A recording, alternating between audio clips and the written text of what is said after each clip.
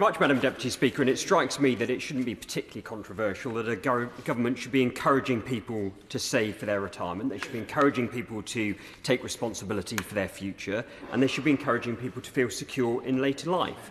And therefore, whilst we're dealing with what is a very short bill, which appears purely procedural in its nature, the practical consequences of it are much more profound, because it takes us in precisely the wrong direction. Beneath this layer of technical language lies a much more troubling choice. It's a choice to tax aspiration, it's a choice to penalise prudence, and it's a choice to chip away at the very habits that ensure financial security in later years. Now, the government have sought to assure us that this only affects high earners and that most will not be affected. But that is not how it will feel to the majority in the real world. 1 in 5, approximately 20%, rely on salary sacrifice. These are people who are doing the right thing. They are choosing long-term security over short-term consumption. But under this bill, to save means to pay more.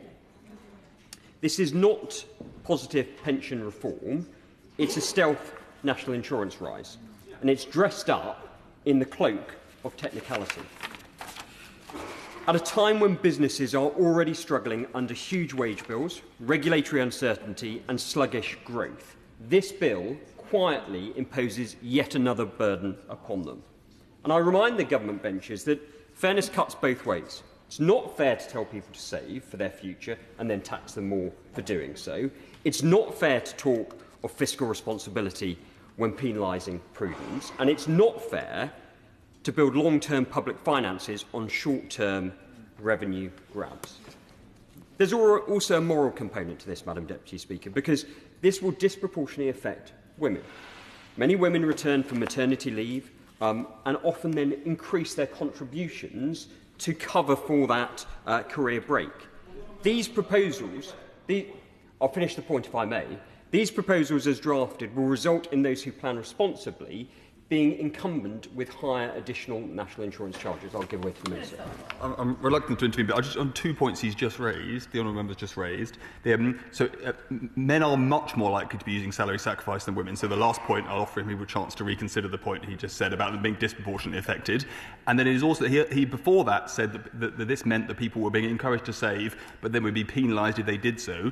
Just given that there are members of the public listening who will make choices about their savings, I just invite him to remind everyone that it is still very tax advantaged to save into their pension, and all members on all sides of this House should be encouraging people to save for their pension, which the tax system will continue to do.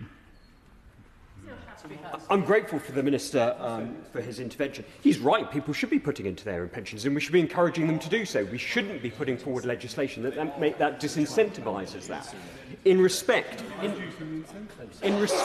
of women, it is a fact that they are more likely to take career breaks, and therefore, by virtue of that, they may want to make up their contributions. This legislation will disadvantage those individuals.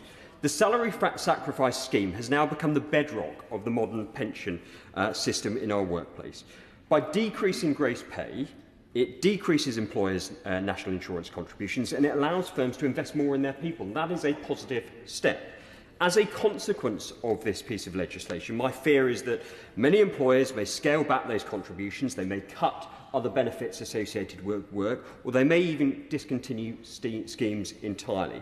So if we want a country that values responsibility, if we want a country that rewards work, and we want a country where people take long-term plans about their economic security, then this bill, I'm afraid, takes us in entirely the wrong direction.